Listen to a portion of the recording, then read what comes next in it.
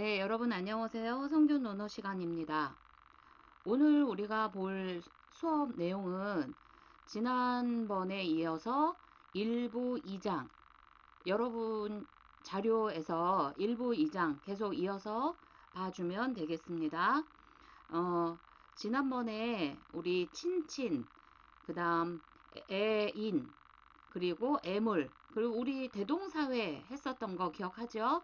예, 거기 이어서입니다. 여전히 유효한 보편가치 효, 한국의 효 문화에 대한 이야기예요.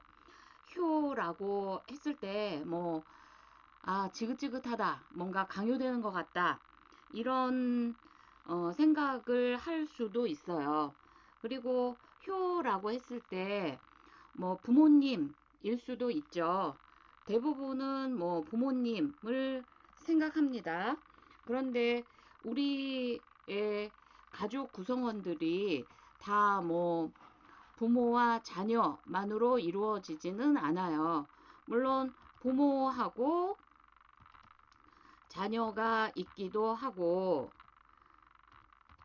그리고 사실은 부하고 자녀일 수도 있고, 모하고 자녀일 수도 있어요. 또는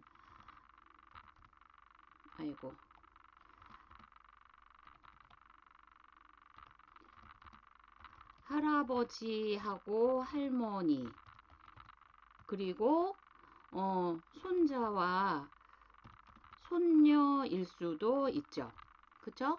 그리고 자녀들만으로 구성이 돼서 오빠나 언니나 누나 이런 제일 나이가 많은 자녀들 중 한 명이 부모 노릇을 하기도 해요.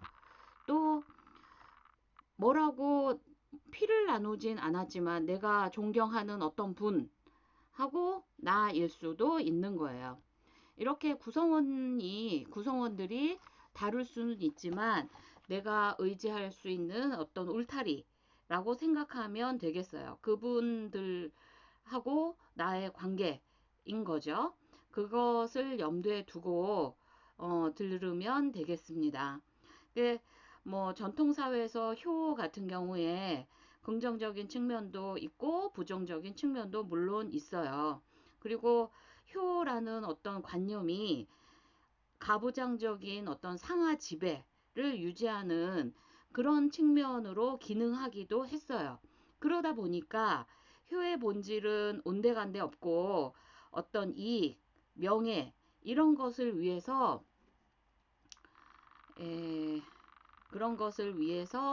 포장된 효, 이것을 행하는 경우도 있었습니다. 이 표현이 나와요. 포장된 효. 즉, 진짜 효는 아니고 효인 척 하는 거죠. 포장된 효를 행하는 경우들도 있었어요. 물론, 옛날에는 무조건 다 효를 행했다. 그건 아닌 거예요.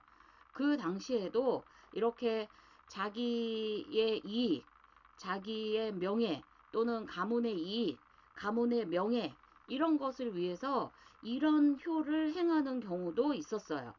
그래서 조선왕조 실록에 보면 이렇게 극단적인 방법으로 효를 실천하는 사례들이 기록이 되어 있기는 해요. 그래서 여기 보면은 경주 사람 허조원이 14살에 부친이 간질로 고생을 하니까 단지로 수혈하여 병을 치료했다 라는 내용이 나와요. 여기서 단지라는 것은 손가락을 자르는 거죠. 그래서 입에 똑똑 이렇게 피를 넣어주는 거, 부모님. 그런 내용도 나오고, 영해부의 박춘이라는 사람은 13살에 모친이 죽자 시신을 끌어안고 슬피 울고 3년간 심요살이를 하고 부친상에도 3년상을 치렀다라고 얘기합니다. 심요살이는 그 탈상, 예전에는 3년상을 했었죠. 3년 동안 그 마음으로 그리고 육체적으로 좋은 옷, 그 다음에 어, 멋진 옷 또는 좋은 음식 이런 거 먹고 입고 하는 것을 다 꺼려 했어요. 그리고 묘소 근처에 몸집을 짓고 이렇게 하는 걸 심효살이라고 했거든요.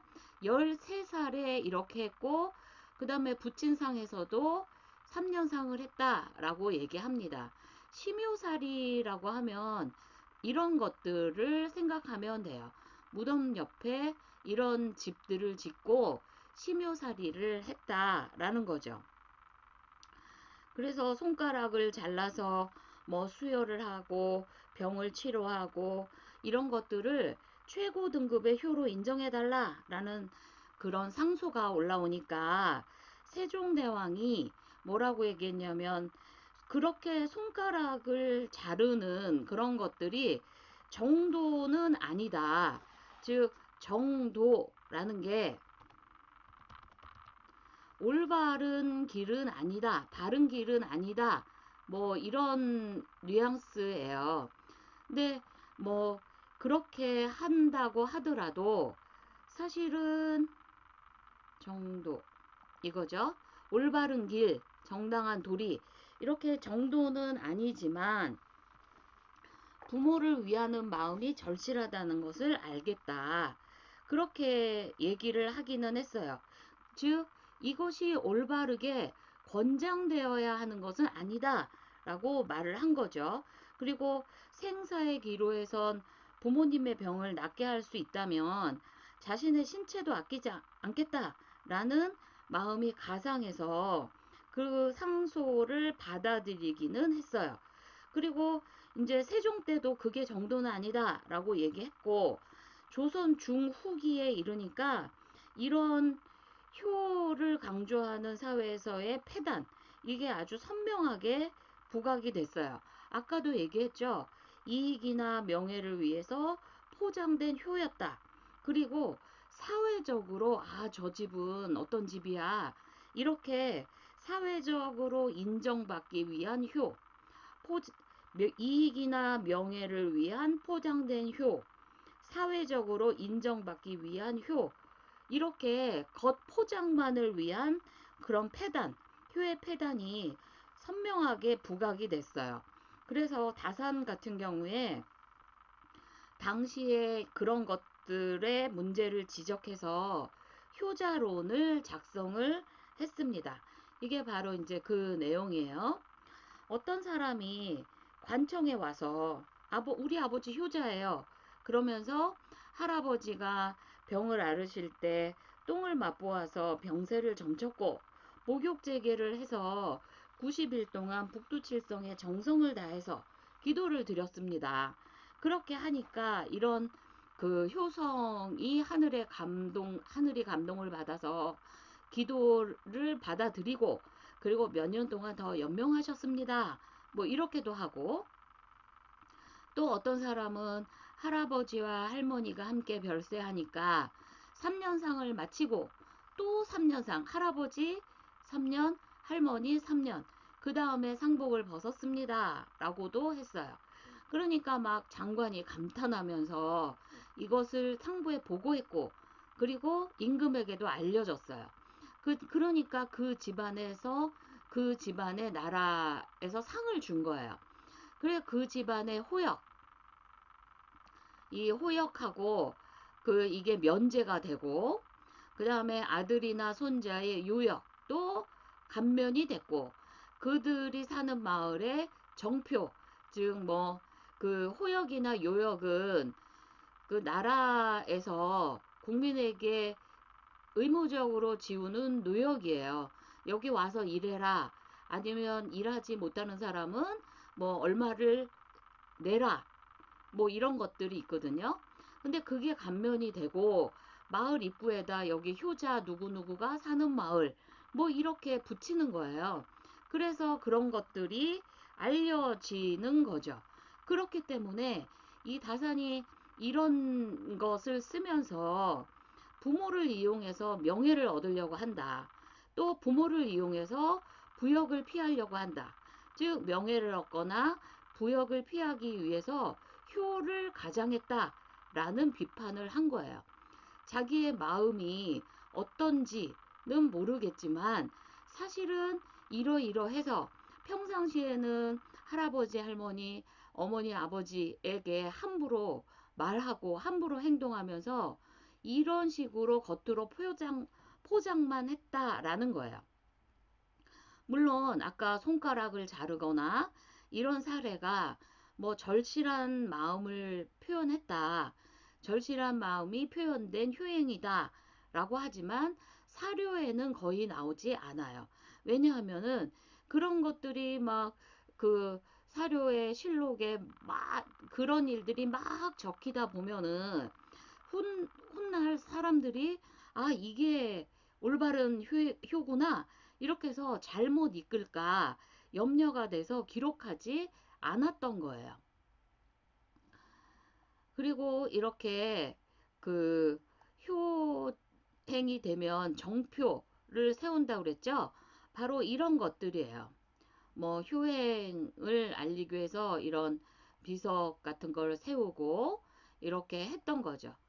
뭐 이런 것들도 여러분이 읽어보시면 이렇게 정각을 세우기도 하고 그랬단 말이에요.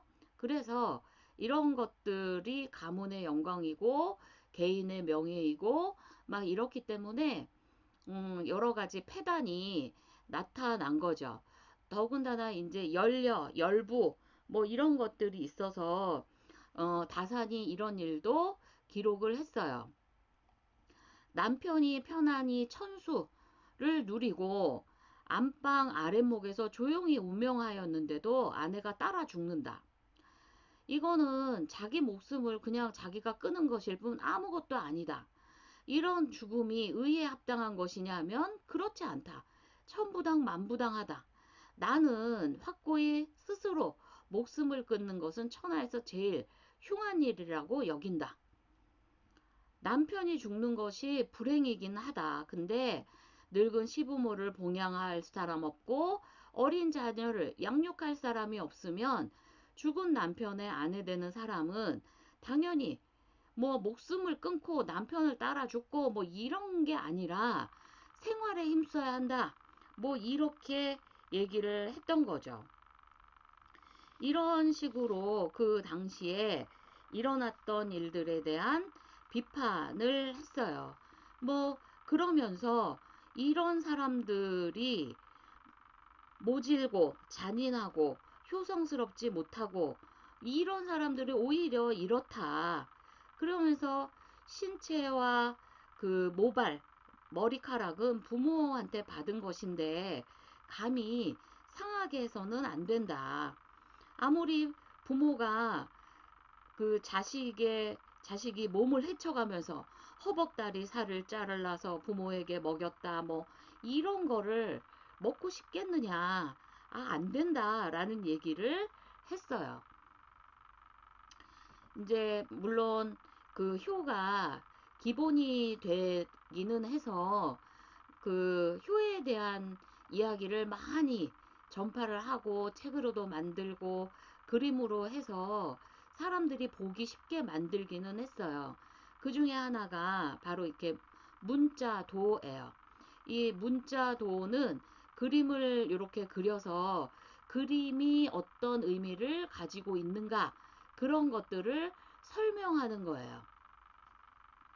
네, 이런 것들이 바로 그런 내용들입니다. 여기 보면은 이렇게 얼음을 깨고 있는 게 보이고 여기 고기가 보여요. 그쵸? 물고기가. 이제 보면은 효라는 글자 이게 이제 효를 그린 건데 여기 보면 잉어, 대나무, 죽순, 부채 뭐 이런 것들이 있어요. 귤 같은 게. 근데 이 일화는 잉어는 중국 진나라 왕상이란 사람이 계모가 한겨울 일부러 잉어를 구해와라 라고 하니까 강에 나가 얼음을 깨고 잉어를 잡아다가 계모에게 효도했다. 그래서 왕상이 얼음에서 잉어를 얻었다 라고 해서 왕상빅리라는 얘기 나오고, 그 다음에 대나무와 죽순은 중국 오나라 때 가난하게 살던 맹종이라는 사람이 이제 어머니가 병들어 누워 계신데 가난하니까 약을 구할 수가 없었어요. 근데 꿈에 노인이 나타나서 죽순을 먹어야 어머니 병이 낫는다 라는 얘기를 일러주었어. 그러니까 맹종이 한겨울에 죽순을 구할 수가 없어서 대나무 밭에서 울고 있는데 눈물이 떨어진 곳에서 죽순이 돋아나서 어머니의 병을 고쳤다라는 맹종읍죽이라는 거. 그 다음에 귤이 나오는 부분은 육적에게 원술이 귤을 먹으라고 줬어요. 그런데 가슴 어, 원균이 아니 원술이 자리를 잠깐 비운 사이에 육적이 가슴에다가 귤을 막 숨겼던 거야. 그러다가 귤을 어떻게 하다가 떨어뜨린 거예요. 그러니까 이제 원술이 너 왜 귤을 거기다 넣었어? 라고 물어보니까 이 귀한 거, 예전에 정말 귀한 거였으니까 귀한 거 어머니에게 드리려고 해서 자기 몫으로 나온 것을 숨겼다라고 한 이야기가 있어요. 그래서 그 효성에 감복했다 이런 얘기가 있어요. 그러니까 이 효라는 글자에 이런 이야기들을 담고 이제 이야기를 풀어갔던 거죠. 이런 것이 문자도입니다. 이게 이제 그 효, 제, 충, 신, 예의, 염치에 각각 그런 이야기들을 담고 있는 그림들을 그리고 이야기들을 널리 퍼뜨리려고 했었죠. 이게 그 부모 자식 간은 천륜 사이다라고 얘기하잖아요. 그래서 대체로 그 감정의 온도가 좀 따뜻하다. 그리고 부모나 형제에 대해서 감정의 온도가 식었다라고 해도 본래대로 회복할 가능성이 다른 사람들과의 관계보다는 좀 쉽다라고 얘기를 해요. 그런데 달리 생각해 보면 가까운 사이이기 때문에 더 서운하고 남보다 못하다라는 생각이 들 때도 있고 그렇죠. 그런데 이제 그런 순간들이 지나가고 그러면 어쩐지 그래도 놓지 못하는 그런 것들이 있기 마련이에요. 그래서 이 효에 대한 얘기가 가장 기본이 된다. 인간과의 관계에서 이제 그런 얘기들을 하는 거죠. 그렇다고 해서 어, 내가 아들이니까, 내가 딸이니까 해서 내가 받았던 어린 날에 너무 지나친 것들 있잖아요. 그런 것들을 다 어, 받아들이는 거, 그런 거 억지로 할 필요는 없다고 생각을 해요. 그, 그, 내가 이 얘기를 했는지 모르겠지만, 어, 예전에 그런 사람이 있었어요. 그러니까 아버지가 편찮으세요. 그러니까 식구들이 뭐 친척들까지 다 전화를 해서 니네 아버지 이제 돌아가실 것 같으니까 너 몇 년 동안 안 보지 않았냐 따로 나가 살면서 그래도 마지막인데 그걸 봐야 되지 않겠냐 그렇게 이제 막 전화를 받은 사람이 있었어요. 그래서 이제 자기도 고민이 좀 되는 거죠. 어떻게 해야 할까? 그랬을 때, 어, 나한테 얘기를 했을 때 너무 마음이 내키지 않으면 딸이라는 이유로 그렇게 안 가도 된다. 그거는 본인을 또 한 번 상처받게 하는 걸 거다. 그냥 나쁜 년 소리 그냥 들어라. 그렇게 얘기를 했어요. 왜냐하면 이분이 신체적으로 정서적으로 너무 심한 학대를 받았기 때문에 그렇죠. 그래서 집을 나왔고 그리고 자기가 스스로 자립, 독립했던 거였거든요. 그런데 막 주변에서 그런 것 때문에 억지로 끌려가듯이 가서 그렇게 하는 거는 아니다라는 생각이 들었어요. 물론 내가 하는 이 말에 찬성하지 않는 분들도 있을 거예요. 그래도 부모인데, 그래도 아버지인데 라고 할 수도 있지만 제일 중요한 것은 이 사람이 상처를 극복하지 못했고 그리고 여전히 생각만 하면 너무 힘들다라는 거예요. 그러면 억지로 하지 않는 게 좋다라는 생각을 하고 있어요. 그래서 이제 그렇게 얘기를 했었던 거죠. 근데 보통 많은 가정들은 부모와 자식이 막 다투기도 하고 야단 맞기도 하고 소리 지르기도 하고 그래도 기본적으로 뭐 믿음 또는 애정 뭐 이런 게 있죠. 그렇기 때문에 조건 없는 사랑 같은 얘기를 할 수가 있는 거죠. 효는 늙을 노자에 그 자식 아들 자자, 자식 자자가 결합된 글자예요. 그래서 자식이 노인을 등에 업고 봉양하는 모습, 그게 바로 효라는 글자가 그렇다. 우리가 알고 있는 그 효가 이 늙을 노자에다가 자식이 이렇게 업고 있는 그런 모습이니까 봉양으로 나타난다라고 얘기를 합니다. 근데 이제 공자는 뭐라고 얘기했냐면 지금의 효라는 것은 물질적으로 잘 봉양하는 것만 말한다.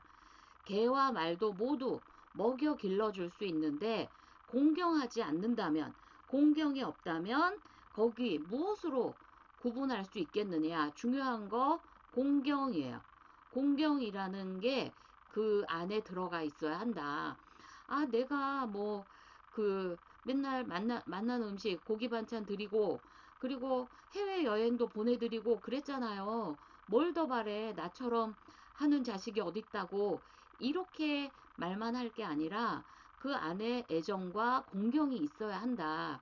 뭐 해외여행 못 보내드리면 뭐 어때요?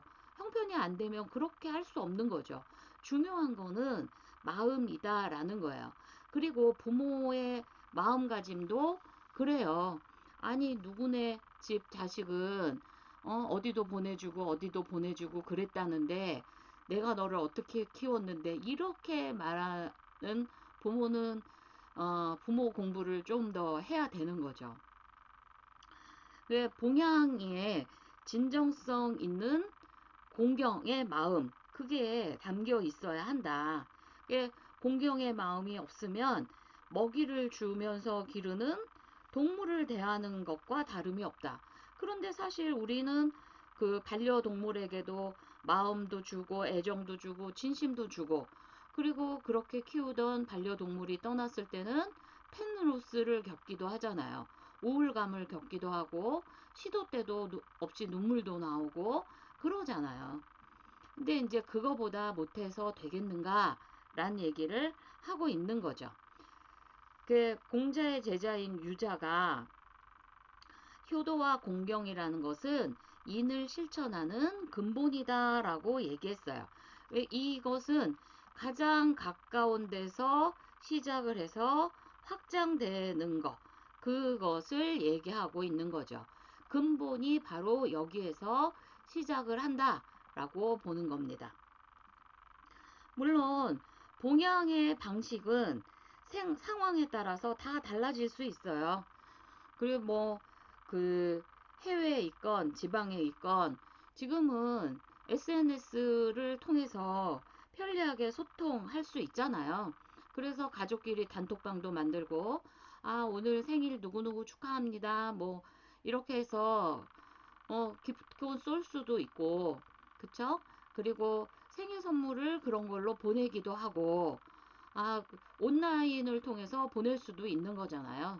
뭐 그렇게 해서 다양한 방법으로 자기의 마음을 전달할 수 있어요.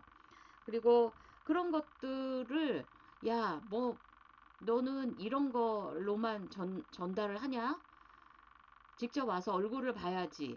이렇게 하는 부모님들은 거의 없으실 거예요. 뭐 학업 때문에, 그 다음에 직장 때문에 바쁜 거 알고 거리가 멀면 더 그렇죠.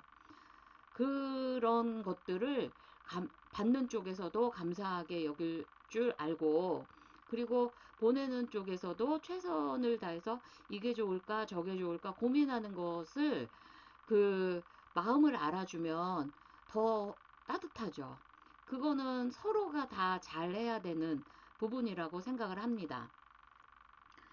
그리고 봉양에는 물질적 봉양을 넘어서 부모님의 뜻을 존중하는 양지가 있어요. 이게 그 맹자의 증자와 증언의 효행에 관한 사례가 나와요. 증자는 그 부모님을 마음으로 잘 봉양했다라고 얘기를 하는데, 아버지인 증석을 모시면서 뭐 술과 고기를 정성스럽게 차려드리기도 하고, 뭐 매번 고기를 차려드릴 수 없으면 아무튼 정성스럽게 자기의 형편에 맞게 했단 말이에요. 근데 고기가 나오고 술이 나오는 그런 때에 아버지가 그 식사를 마치고 밥상을 물리시면서 얘 혹시 고기하고 술 좀 남은 게 있냐? 그러면 있다고 하고, 그리고 누구랑 같이 드실래요? 하고 여쭤보는 거예요. 그러면 아, 저기 김노인하고 내가 좀 먹고 싶어 이런 식으로 얘기를 하면 옆집 사는 친구분을 모셔와서 같이 이야기도 나누고 술 안주도 드시고 이렇게 할 수 있게 했던 거죠. 그러니까 공경하는 마음으로 부모님의 마음을 읽고 행동을 잘 관찰했던 거, 부모님의 뜻을 알았던 거, 그게 바로 양지예요. 그런데 이제 증자의 아들이 증원인데, 증자의 아들은 자기 아버지가 하는 거를 잘 봤어요. 그래서 어떻게 한다라는 것을 보기는 봤어. 그런데 증자가 혹시 뭐 남은 거 있냐라고 물어보면, 증자는 자기 아버지 증석이 물어봤을 때 네, 있습니다라고 하고 뭐 친구분들 모시고 오고 뭐 이런 걸 했단 말이에요.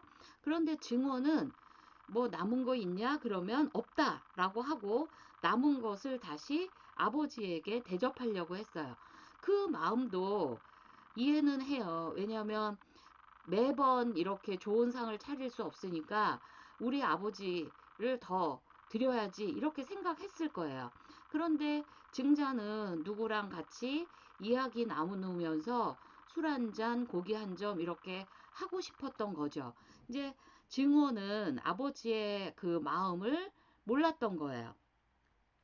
그래서 공경심이 부족했고 부모님의 뜻을 몰랐다라고 얘기를 해요. 그래서 이것을 육신만 기르는 물질적인 효도인 양구체라고 말을 합니다. 여기서 보이는 거 공경이라는 말이 또 나오죠. 그래서 공경심이 부족했다. 형식적인 효도이다. 이렇게 얘기합니다. 앞에서도 그 논어 공자 얘기를 하면서 공경 얘기가 나왔어요. 가장 이 둘의 큰 차이점이 뭐냐? 바로 공경심이라고 얘기할 수 있어요. 음, 그래서 이제 부모님의 뜻을 아는가? 여러분은 알고 있는지, 부모님이 기뻐하시는 일은 무엇인지, 부모님의 성함이나 연락처 이런 거 알고 있는지, 우리 아버지나 어머니가 좋아하는 탄산음료가 있다면 탄산음료는 콜라를 좋아하시는지, 환타를 좋아하시는지, 제로콜라를 좋아하시는지, 커피는 어떤 걸 좋아하시는지, 아니면은 등산을 아버지가 하셨는지, 뭐 이런 것들 있잖아요. 아버지 친구분 성함, 어머니 친구분 성함, 또 뭐 그분의 자제들은 어떻게 하고 있는지, 그거는 부모님하고 얘기를 하다 보면 나오는 거거든요. 그런 것들을 알고 있는지, 그리고 우리 아버지는, 우리 어머니는 어느 중학교를 나오고 어느 고등학교를 나오고, 그리고 그 대학교를 나오셨다면 무엇을 전공하셨고, 그때 어떤 그 동아리 활동을 하셨고, 이런 것들을 알고 있는지, 다 내가 지금 여러분에게 물어본 것들을 다 알고 있다면 사실은 대단히 그 부모님하고 대화를 많이 했고 주의 깊게 들었다. 그런 것을 알 수 있는 거죠. 여기 보면 그 노래자라고 나와요. 이 노래자는 요 분의 이름이에요. 이분의 이름입니다.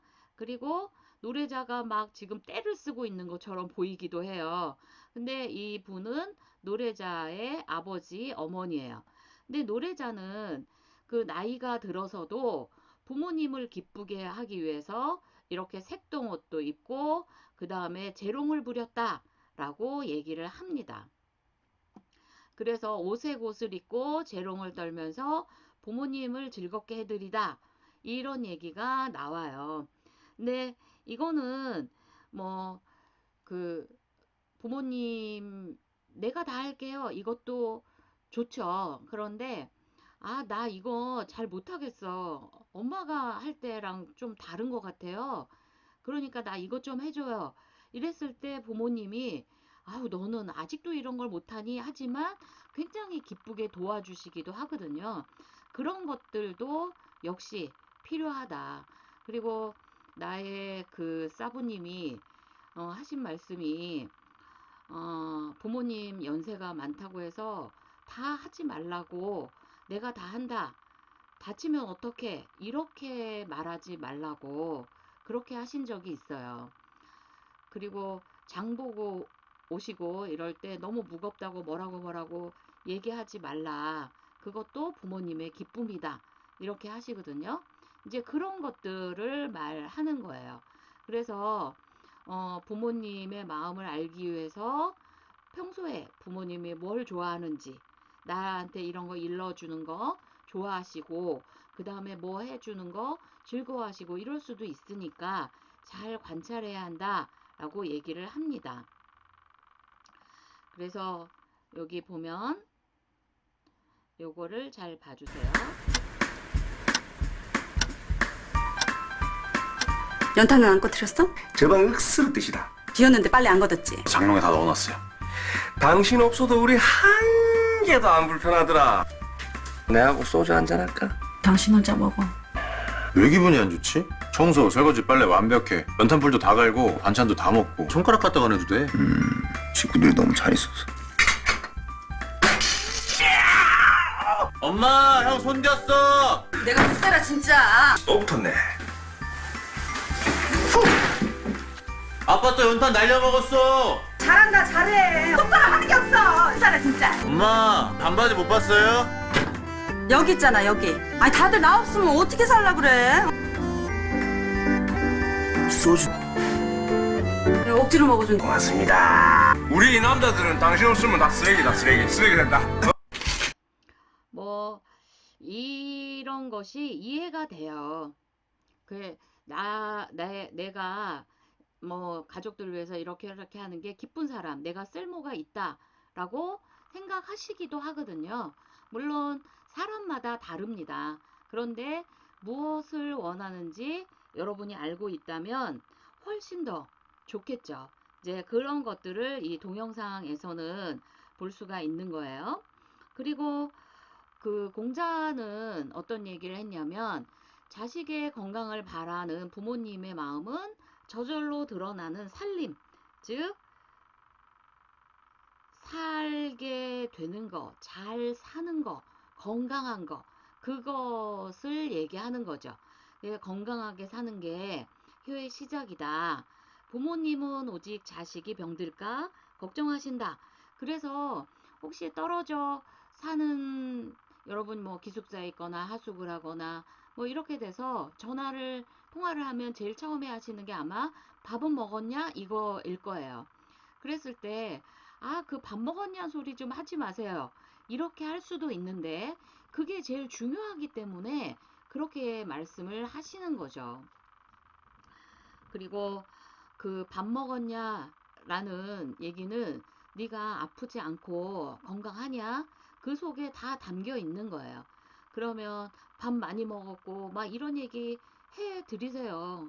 그거 뭐 어려운 거 아니잖아요. 그러니까 그렇게 해 주셨으면 좋겠습니다. 자식이 건강하기를 바라는 거, 그게 바로 그 살림, 생이다. 우리 지난번에 천지의 큰 덕을 생명이라 한다 라고 했어요. 그거랑 다르지 않죠. 건강하게 사는 게 효의 시작이다 라고 얘기를 했고, 그리고 효경에서도 이런 얘기가 나와요. 신체 발부 수지 부모. 여기까지는 여러분들이 많이 들어봤을 거예요. 신체 발부 수지 부모. 신체와 그 다음에 이 발은 머리카락, 뭐 머리털 이렇게 얘기하는 거죠. 그래서 머리카락을 잘 다듬는 걸 이발이라고 하니까 이 발이 그거고, 그 다음에 피부는 부모님에게 받은 것이니 불감해상, 감히 손상하지 않는 게 효의 시작이다. 입신행도, 몸을 일으키고 도를 행하여 그 이름을 후세에까지 떨침으로써 부모님을 드러내는 것, 그것이 효의 마무리이다 그랬어요. 이게 그 지금도 무슨 위인이나 내가 보면 어머니는 누구, 아버지는 누구 이런 얘기가 나오거든요. 그것처럼 자기만 빛나는 게 아니라 자기가 빛나면 부모님도 같이 빛나는 거, 그것이 효의 마무리라고 되어 있어요. 신체 발부 수지 모모 불감해상.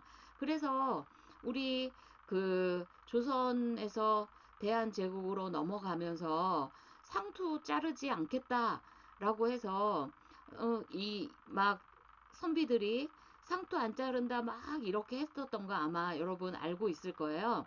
그게 그냥 상투가 귀하다, 이 상투를 감히 자를 수 없다, 이렇게 생각해서는 안 되는 게, 예전에는 전쟁이 많았어요. 그래서 그 다치고 불구가 되고 이러는 경우도 많았고 목숨을 잃고, 그리고 예전에 형벌은 육체, 신체에 직접 가하는 형벌이 많았어요.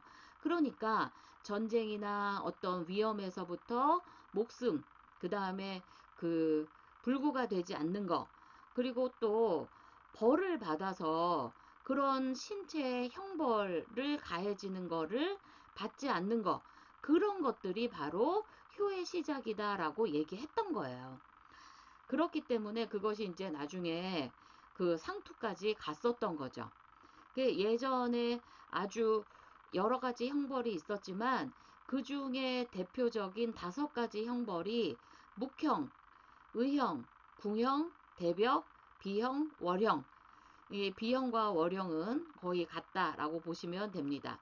묵형은 자자라고도 하는데 지금은 문신, 타투 이렇게 하지만 이 사람이 범한 죄를 얼굴이나 아니면 뭐 어깨 이렇게 눈에 보이고 잘 드러나는 곳에 문신한 거예요. 그게 이제 묵형이고, 의형은 코를 베어버리는 형이에요. 그 다음에 궁형은 거세이고, 대벽, 참형 이거는 목을 베는 거죠. 그리고 비형 또는 월형은 발이나 이런 데 가해지는 형벌이에요. 이런 식으로 육체에 가해지는 형벌이 있었기 때문에 신체 발부 수지 보모 불감 해상 이렇게 얘기를 했던 거죠. 이게 바로 이제 대벽이에요. 목을 베는 거죠. 이런 식으로 목을 베는 참형이 있었어요. 여기 설명이 돼 있죠. 대벽 이렇게. 그 다음에 이게 자자입니다. 예. 그래서 얼굴에 이렇게 새기는 거예요. 얼굴에 자자를 한 거고, 이거는 예전에 우리 추노라는 드라마에서 도망간 노비에게다가 이렇게 했던 건데, 이제 그 배우의 얼굴에다가 실제로 할 수는 없으니까 이렇게 썼던 건데 표가 이렇게 나죠. 그리고 이런 식으로 했던 거고, 그 다음에 이거는 월형 또는 비형이라고 하는 거예요. 예, 이런 것들이 있었다라는 거고, 그 다음에 코를 베는 거, 의형이에요. 근데 이제 이분 같은 경우에는 실제로 어, 어, 아프가니스탄, 파키스탄이었나 아프가니스탄이었나 기억이 안 나네. 근데 이분이 가정의 폭력적인 것에 의해서 아이들과 도망가려고 했어요. 그런데 이제 남편과 남편 친척들에게 붙잡혀서 코를 베는 이런 사적인 형벌, 사형을 당했던 거죠. 근데 이분이 이제 미국으로 건너오고 그 코 재건 수술을 받았다라고 들었어요.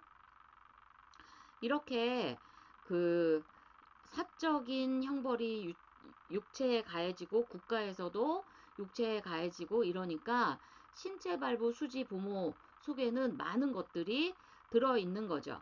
그리고 입신양명이라고 했을 때 그냥 출세라고만 생각하는데 그렇지 않다.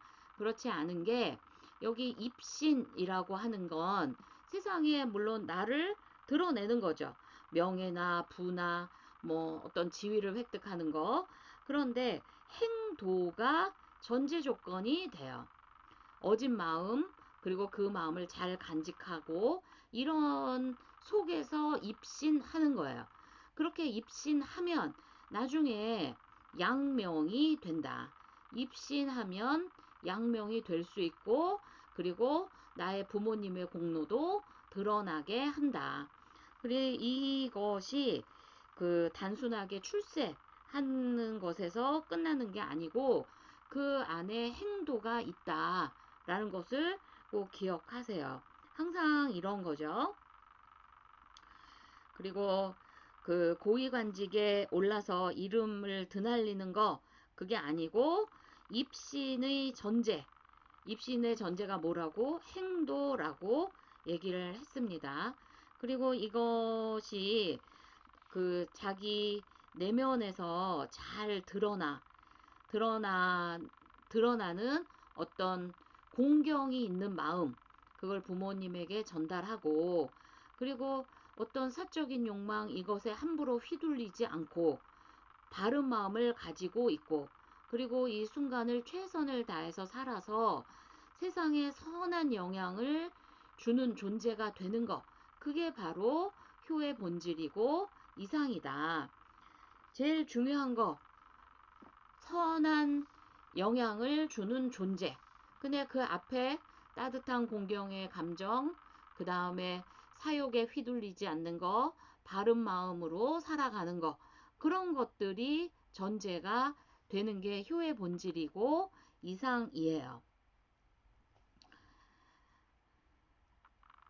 그리고 이 그 고어도곡이 우리 교재에 나오는데, 고어도곡이 뭐냐면 고어라는 사람이 길에서 통곡하다라는 게 고어도곡이에요. 이제 공자가 길을 가는데 이 나무에 기대서 막 우는 사람을 봤어요. 그래서 저 사람은 왜 저렇게 슬피 울지? 길가에서. 그래서 이제 이유를 물어봤어요. 그랬더니 자기가 세 가지 잘못을 저질렀다. 천하를 두루두루 돌아다니다가 집에 와보니까 부모님이 이미 세상을 떠났고, 그 다음에 군주가 엉망이었고, 그 다음에 친구하고 사귐을 끊은 것, 친구하고 절교한 것, 그런 것들을 얘기를 해요. 그리고 마른 나무에 기대어 죽고 말았다라는 얘기가 있어요. 그 여기에서 나온 말이 바로 이거예요. 나무는 조용히 하고자 하지만 바람이 멈추질 않아. 그래서 나뭇가지는 계속 흔들리죠. 자식은 부모를 모신다. 아, 나중에 내가 돈 많이 벌면, 내가 나중에 자리를 잡으면, 내가 나중에 어떻게 하면 그때 효도할게. 이렇게 하지만 부모는 기다려주지 않는다. 라는 얘기. 여기에서 나온 말이 바로 풍수지탄이에요. 풍수지탄. 그 바람 부는 나뭇가지를 보면서 탄식함 했지만 이 뜻이 어떻게 되냐면 효도를 못했는데 어버이가 돌아가셔서 효도를 하고 싶어도 할 수 없다. 그게 바로 풍수지탄입니다. 이 풍수지탄은 진짜 많이 쓰여요. 풍수지탄. 효도를 하고 싶은데 기다려 주시지 않는다.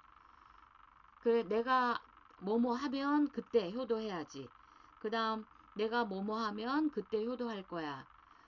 뭐 하는데 사실은 부모님은 계속 연세가 들잖아요. 그러니까 그게 하기가 어려운 거죠. 그러니까 그때그때 부모님이 좋아하시는 거, 기뻐하시는 거, 이런 거 해드려라. 그리고 공경의 마음, 이거 잃지 않아야 하는 거. 양구체 하기는 그나마 쉽지만 양지 하기는 참 어려운 것 같아요. 그거는 나이가 들어도 마찬가지입니다. 이 효를 얘기하면서 우리 가장 그 기본적인 따뜻한 마음 이렇게 얘기를 했어요. 근데 그런 가정을 이룰 때 기본이 되는 게 부부이잖아요. 그리고 우리 가화만사성 이런 얘기를 합니다. 이제 가정이 화목하면 만사를 모든 일이 이루어진다라고 하기도 하는데 사실은 모든 일이 이루어지지는 않죠. 어려운 일이 있더라도 가족이 화목하고 단결하고 서로 믿으면 극복할 힘을 갖는다라고 생각하면 될 것 같아요. 극복할 힘을 갖는다. 뭐 이렇게 생각하면 되겠죠. 그리고 우리가 봐야 될 것 중에 요게 있는데 이 삼강이 있고 오륜이 있어요. 이 중에 오륜을 보면 부자유친, 군신유의, 보부유별, 장유유서, 붕우유신이 있어요. 근데 그 중에서 부부유별을 보면 이 부부유별이 가정의 기본이 되는 부부가 어떤 관계이어야 하는가 그거를 알 수가 있죠. 구별이 있어야 한다라고 돼 있어요. 분별 있게 자기의 본분을 다 한다라는 거죠. 그 부부유별에서 유별을 보면 다산 같은 경우에 이제 그 맹자는 부부간에 지켜야 할 관계 윤리에서 별을 강조했어요. 근데 이제 전통사회에서 남자 또는 장자, 그러니까 큰아들 중심의 사유가 있었잖아요. 그래서 이게 뭐 정당성, 남자가 어떻다, 장자가 어떻다, 그것을 강조하는 어떤 이론으로 활용되기도 했어요. 그래서 이 별이 뭐 어떤 차별 아니면 남녀의 역할 구별 이런 걸로 오해되기도 했고 곡해되기도 했어요. 하지만 이 별이라는 게 구별이 있어야 한다, 분별이 있어야 한다, 이거란 말이에요. 그래 다산 같은 경우에는 이 별을 분별로 해석을 했어요. 뭐 높고 낮음, 귀함, 천함 이런 가치가 이 속에 들어있는 게 아니라 구분, 차이, 뭐 남편과 아내, 그 다음에 남자와 여자 이렇게 구분되고 차이도 있단 말이에요. 그게 바로 별이다 라는 거죠. 부부 관계에서 가장 쉽게 느낄 수 있는 것은 다르다. 성별도 외모도 성격도 모두 달라요. 그래서 이 다른 것을 인정하는 자세, 그게 가장 필요하다. 그리고 부부 같은 경우에는 매일매일 마주보고 생활하는 관계잖아요. 그렇기 때문에 사실은 처음에 신혼 초에 많이 부딪히게 될 수밖에 없어요. 연애 때랑 달라, 사람이 달라졌어 하는데, 달라졌어가 아니라 그 사람의 실생활을 보는 거예요. 그렇기 때문에 달라졌어 라고 느낄 수도 있죠. 그랬을 때 나의 기준에 그 사람을 맞추려고 하지 말고 서로 양보하면서 새로운 가정을 만들어 가는 거죠. 그래서 그 둘 사이에 야, 초장에 잡아야 돼, 이런 말을 절대로 해서는 안 되고 들어서도 안 돼요. 왜냐하면 부부는 자기가 가정을, 새로운 우주를 만들어 가는 거예요. 그렇기 때문에 옆에서 초장에 잡아야 된다는 둥, 아니면은 길을 눌러야 된다는 둥, 뭐 이런 식의 쓸데없는 소리에 귀를 기울이면 안 되는 거죠. 그래서 조화를 이루어가는 노력을 남편과 아내가 서로 해야 되는 겁니다. 왜냐하면 다르니까. 서로 30년 가까이 다른 공간에서 생활했던 사람들이에요. 그래서 습관도 다 다르고 다를 수밖에 없는 거예요. 우리 학과에 과커플이 있어요. 근데 이제 그 자기가 뭐라고, 남자 후배가 여자 선배, 1년 선배랑 결혼을 했어요. 근데 이제 그 남자 후배가 얘기를 하는 거예요. 처음에 그 안사람이 어 자기네 집에 와서 너무 놀랐다는 거예요. 근데 자기도 놀랬었대요. 처가에 갔을 때. 왜냐하면 자기네는 과일을 이만큼 쌓아놓고 그냥 막 먹는, 양껏 먹는 그런 타입인데, 처갓집에 갔더니 예쁜 그릇에 예쁘게 먹더라. 그래서 손님이라서 그런 줄 알았는데 결혼하고 보니까 자기 안사람은 늘 그렇게 먹더라라는 거예요. 그러니까 그런 것도 차이가 있는 거예요. 아주 작은 차이부터 큰 차이까지 있죠. 그랬을 때 너는 왜 그렇게 먹어? 이게 아니라는 거예요. 당신은 왜 그래? 우리 집은 안 그랬는데. 이제 여기가 우리 집인 거예요. 그쵸? 그래서 그렇게 나누기 시작하면 안 되는 거예요. 그거 아주 사소하지만 그 사소한 거에서부터 멀어집니다. 그렇기 때문에 서로 맞춰주고 서로 노력을 해야 되는 거죠. 그래서 결혼은 아주 현실적으로 충족돼야 되는 조건들이 많이 있어요. 그렇기 때문에 핀잔을 주고 아니면 이 차이를 거부하면서 나를 따라와라, 이렇게 하면은 곤란한 거죠. 예, 우리 전에 요거 잠깐 본 적이 있어요. 일, 월, 화, 수, 목, 금, 토 해서 일은 양, 태양이고 달은 음이다. 그리고 나머지가 오행이다. 그런데 이 음과 양은 굉장히 다른 성질을 또는 성질을 가지고 있다라고 얘기를 했고, 상징하는 것도 다르다라고 얘기했어요. 음으로 상징되는 것들은 이런 것들이 있고, 양으로 상징되는 것들은 이런 것들이 있어요. 그리고 예전에는 이 음과 양이 만나야 새로운 생명이 계속 이어진다라고 얘기를 했어요. 음과 양의 조화에 의해서 만물이 계속 쉼 없이 생성이 된다, 이렇게 말을 했거든요. 그래서 이 음과 양을 이렇게 보면 이거는 완전히 반대되고 대립되는 것처럼 보이기도 해요. 우리 태극기 중에 여기에 4개의 괴가 있잖아요. 그리고 가운데에 태극이 있어요. 양쪽에 4군데 있는 게 바로 사괴, 건곤감리 사괴이고, 가운데에 있는 태극이 있어요. 이 태극은 음과 양이 짝을 하고 있어요. 이게 양이고 이게 음이에요. 그런데 양이 어느 순 양이 세상을 다 덮을 것처럼 막 극대화돼요. 양이 극대화돼도 어느 순간 여기서부터 음이 시작하고 있어요.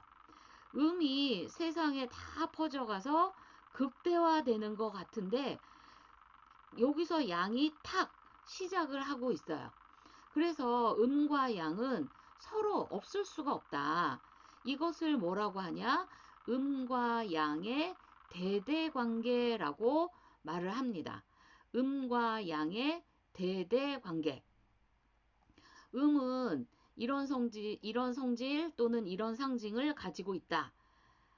양은 이렇다. 그래서 서로 대립하고 반대의 관계인 것처럼 보이는데 그렇지 않다.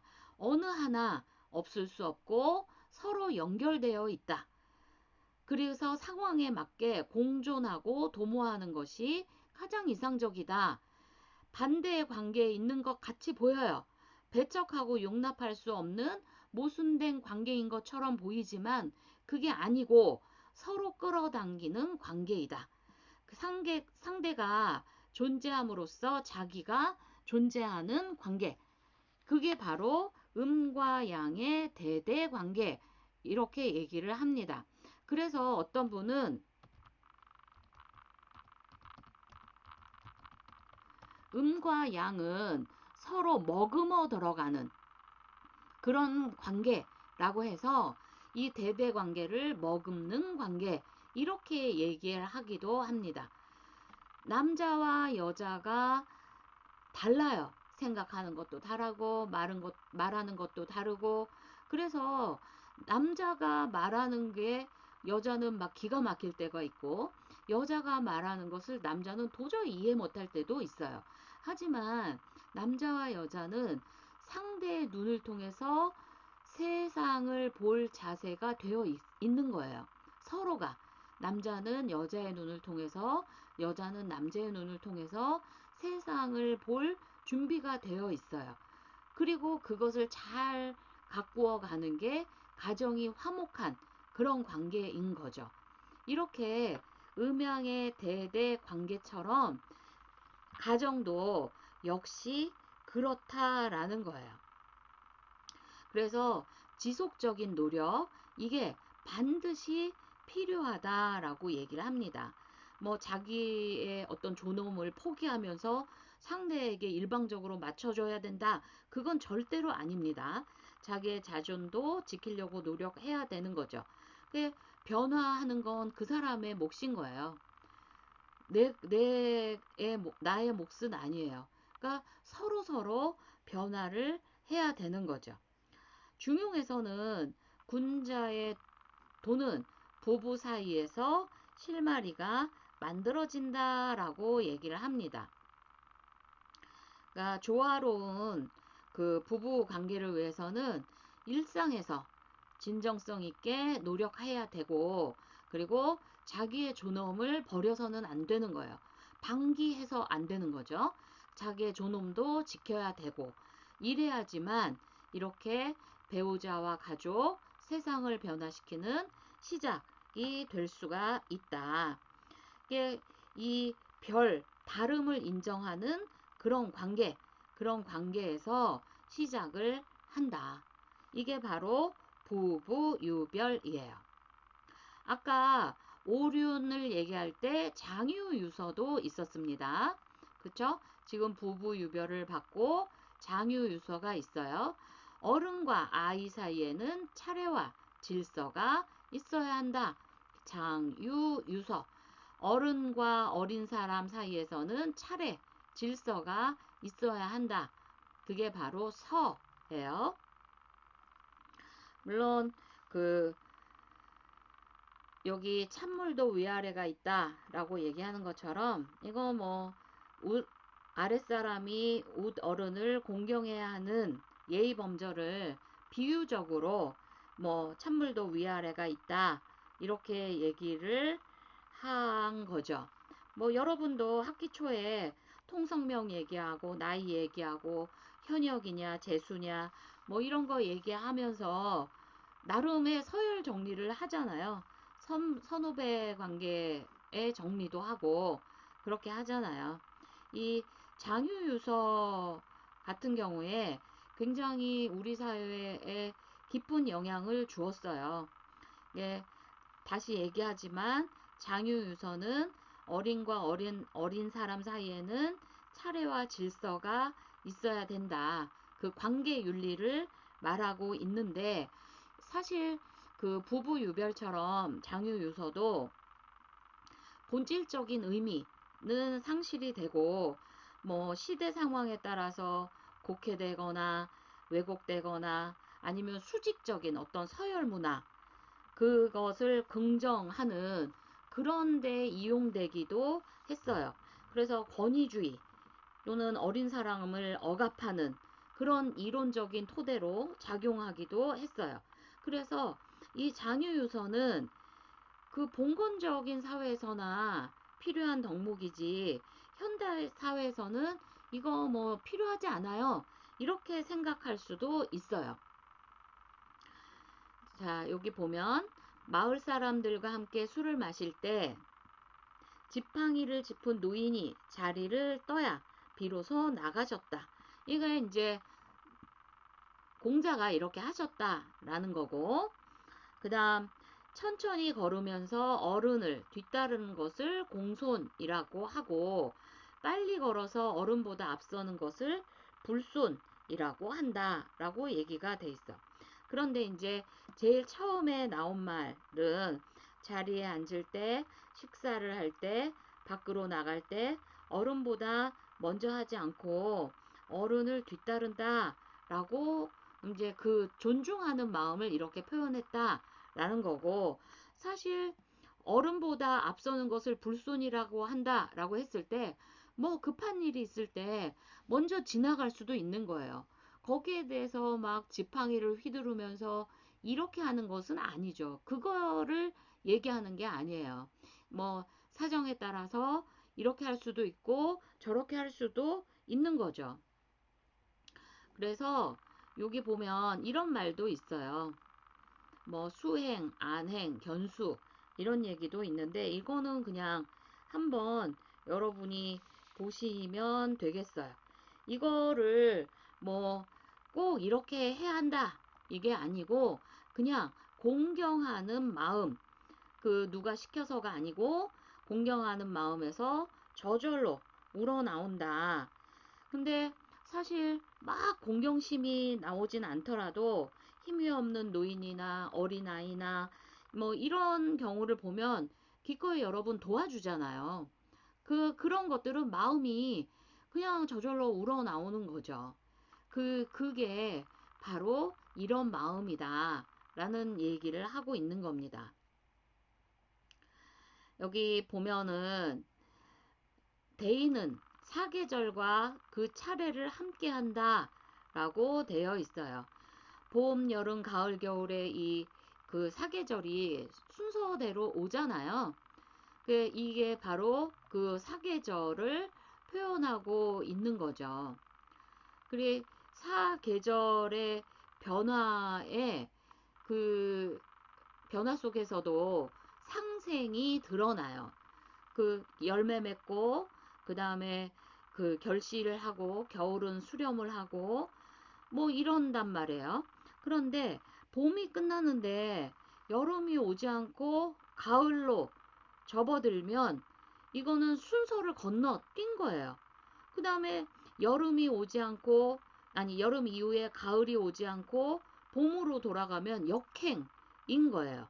그러니까 그 순서를 건너뛰거나 역행하거나 이러면 천지 만물이 존재할 수가 없다. 그것처럼 훌륭한 인격을 지닌 사람, 그 사람은 생각과 행동이 아주 자연스러운 사계절이 오는 것처럼 차례에 맞게 선후를 구분하면서 대처를 한다라는 거예요.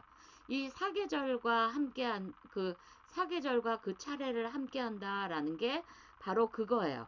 순서를 건너뛰거나 역행하거나 그렇지 않고 사계절의 운행처럼 차례에 맞게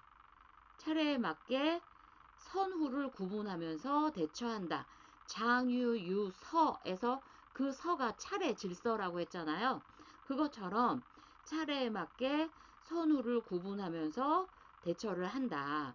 그리고 그 차례, 장유유서의 그 차례는 본질이 바로 상생이다. 상생은 문자 그대로 서로를 살린다 예요. 서로 힘을 주는 거. 그러니까 내가 너를 도와줄게 해서 내가 도와줬으니까 너도 나를 도와줘가 아니라 그냥 도와주는 거예요. 왜 그런 얘기 들어봤잖아요. 도움을 누구에게 줬어. 그랬을 때 도움을 준 사람이 도움을 받은 사람에게 너도 나한테 갚으려고 하지 말고 누군가 도움이 필요한 사람이 있으면 그 사람을 도와줘. 이렇게 얘기하는 거 들어봤죠? 바로 그런 거예요. 그런 것처럼 서로를 살리는 거죠. 만물을 살리는 이치가 그 자연 변화의 순서 속에서 이게 다 발현이 되고 있는 거예요. 어린 사람이 나이 많은 어른을 먼저 하게 하는 것, 상대방을 살리는 그런 것을 표현한 것이다. 어른과 아이가 서로 기대는 거를 얘기하는 거예요. 그리고 이 차례 같은 경우에는 고정된 게 아니다 라고 얘기하고 있죠. 차례의 기준이 고정된 게 아니다. 어른이 어린 사람을 사랑하고 어린 사람이 어른을 공경하는 이런 살림의 마음은 상황에 따라서 달리 표현될 수도 있어요. 아까 뭐 어른을 앞질러 가는 것은 불손이다 라고 얘기한 게 있었잖아요. 그런데 상황에 따라서는 다른 거죠. 먼저 갈 수도 있는 거고, 먼저 가서 뭐 문을 열어놓는다든가 자리를 잡는다든가 뭐 이런 걸 할 수도 있는 거고, 어린 사람이 자기의 일이 있어서 바쁘게 가야 될 수도 있는 거예요. 그거에 대해서 뭐라고 하는 게 절대 아니다 라고 얘기하는 거죠. 그래서 이 상생이 실현되는 게 아랫사람이 웃어른을 공경하는 유경장 한 방향으로만 강요하지 않아요. 아랫사람은 웃사람을 공경해야지 그러면서 어린 사람이 어른을 공경해야지 라는 이게 한 방향으로만 강요해서는 안 된다라는 거예요. 다른 방향으로 뭐가 있냐? 어른이 어린 사람을 사랑하는 것. 이게 이 방향 또한 포함되어 있는 게 장유유서예요. 장유유서가 어른을 먼저 공경하고 그 다음에 어른은 아랫사람을 배려하고 사랑하는 거예요. 이 방향 역시 포함되어 있어요. 어른이 어린 사람을 사랑해야 되는 원리 역시 차례, 장유유서 여기에 포함되어 있다. 그리고 이 차례의 기준이 고정된 게 아닌 거예요. 그래서 윗사람과 아랫사람이 서로 살리는 마음을 잘 표현할 때 그때 이 장유유서가 되는 거죠. 그래서 장유유서에서 이것만 고집하면 이거는 잘못인 거예요. 상황에 따라 맞게 표현이 되는 거죠. 뭐 어른이 어린 사람을 사랑하고 어린 사람이 어른을 공경하고 이런 마음은 상황에 따라서 물론 다르게 다 표현될 수 있어요. 어린 사람이 먼저 식사를 할 수도 있는 거죠. 그 상황에 따라서 인사할 때 어른이 먼저 인사할 수도 있어요. 저쪽이 나를 못 알아봤어. 그러면 내가 잘 지냈어? 어디가? 이렇게 얘기할 수 있는 거죠. 그리고 길을 걸을 때 어른이 뒤에 서서 당연히 걸을 수도 있는 거죠. 그래서 서로 살리는 마음을 적절하게 잘 표현하는 거, 상황에 맞게 잘 표현하는 게 장유유서의 본질적인 의미예요. 그래서 장유유서 할 때 이 유경장만 오로지 이것만 내세우는 건 잘못인 거예요. 장유유서를 잘못 알고 있는 거고 본질적인 거 이거예요. 이것도 같이 있어야 되는 거죠. 같이 있어야 장유유서가 있는 거예요. 그래서 젊은 세대 어른들이 동등하게 공존하는 수평적인 관계, 이게 중요한 거다. 장유유서의 본질은 바로 그것이다 라는 거예요. 장유유서의 어떤 어른과 어린 사람의 어떤 관계윤리, 이거는 천지 만물이 조화를 이루면서 서로 살리는 마음, 그게 이 속에 들어있다. 그리고 그 세상 경험이 풍부하고 그 속에 녹아있는 지혜를 가진 어른을 공경하고, 그리고 어린 사람이 바르게 성장하고 소외되지 않게 따뜻한 시선으로 바라보는 그런 관계윤리를 실천할 수 있어야 제대로 된 장유유서가 된다라는 거예요. 그리고 부모의 나이는 꼭 기억해야 한다. 한편으로는 기쁘기도 하지만 한편으로는 두렵기 때문이다. 왜 한편으로는 기쁘고 한편으로는 두려울까요?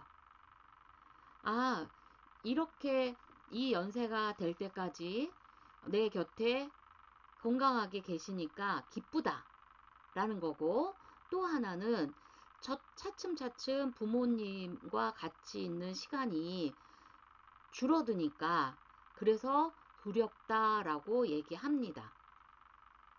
그래서 부모님의 생신을 희구일이라고 얘기해요. 희구일. 그리고 나의 생일은 구로일이라고 하는데, 구로가 뭐냐면 다 힘들다, 애쓰셨다, 이런 의미를 가지고 있어요. 예, 이거는 최근의 문자도예요. 손동현 작가의 코카콜라라는 속에 뭐 많은 것들이 들어 있습니다. 이건 여러분이 찾아보시면 되겠어요.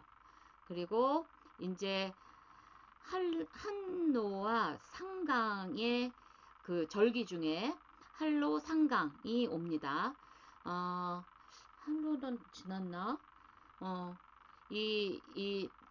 차츰 아침 저녁 날씨가 제법 쌀쌀하거든요. 예, 여러분 이거를 잘 환절기에 건강 조심하고, 그리고 다음 주에도 온라인 수업인 거 알죠? 다음 주에 다시 만나도록 합시다. 예, 오늘 수업은 여기까지 할게요. 네, 수고하셨습니다.